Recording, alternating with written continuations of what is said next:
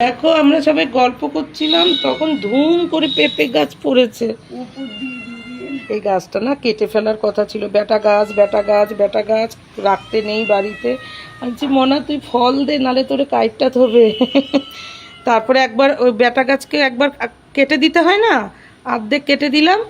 উমা তারপর থেকে একটা দুটো করে ফল দিয়ে দেখো কত ফল দিয়েছে। আমি সারাক্ষণ সব জায়গায় জ্বর জ্বর গন্ধ পাই। এখন জ্বর জ্বর গন্ধ না মানে এই বৃষ্টি হলে এটাকে সোদা গন্ধ বলে, আমি বুঝি না। আমার তো জ্বর জ্বর গন্ধ লাগে, এটাকে সোদা গন্ধই হবে। কি বলে না সোদা গন্ধ নাকি, মাটির সোদা গন্ধ, যেটা নিয়ে কবিতা লিখতো মানুষ। এই দেখো পেঁপে গাছ পড়েছে হুমড়ি ধুমড়ি সুমড়ি। আমার পয়সা বাঁচিয়েছিস?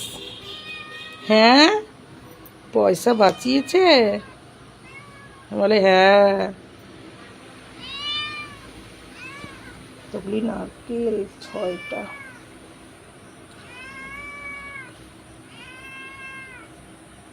কত ফুল হয়েছিল, আরো পেঁপে হতো। পড়ে যাচ্ছে বাহারে। দেখছি আমি লগা দিয়ে পারবো না। ওইটা ছেলে গাছ বলে বলেছিল কেটে ফেলতে। আমি বুঝলা, আমি তারপর একটা কোপ মেরে মধ্যেখান কেটেছি যাতে হয়। ঠিক হয়েছে। সব পেঁপে নিয়ে নেবা কাকি, ছোট বড় মেজো সেজো নয়া ফুলু সব নেবা। ফুলু দিদি ফুলু দাদা লোকে বলে না। হ্যাঁ হ্যাঁ তুই টেনেছিস, ম্যাও ম্যাও করে যাচ্ছে। হ্যাঁ ভাই তুই থাম, তোর এই সানাই, তোর এই সারেগামা পাধানিসা পরে করিস। হ্যাঁ কে রে প্রতি কথায় উত্তর দিস। এবার পুজোর জামা দেবো না, তখন বুঝবি।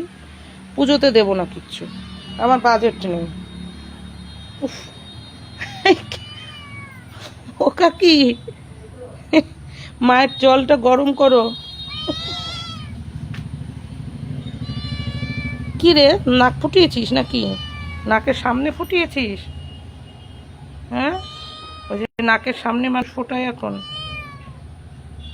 সাইডে নাকের পাটা ফুটাস, নাকের সামনে ফুটিয়েছে। এটাকে এরা আমার আবার গলা ভেঙেছে। তুই হয়েছিস না বিচ্ছুর বাসা। কত বাটা করেছে, খাই না বাতাবি, তবুও খাওয়া যেতে পারে। এনে এনে পরিষ্কার।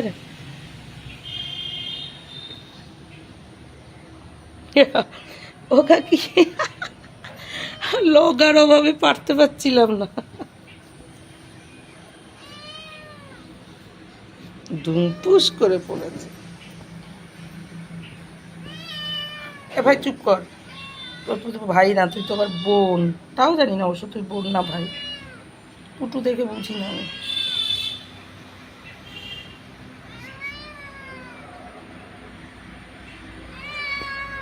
ভাই চুপ কর, তোর কিন্তু অনেকবার বলেছি চুপ করতে। বলে কি কেন কেন বলেছিস চুপ করতে?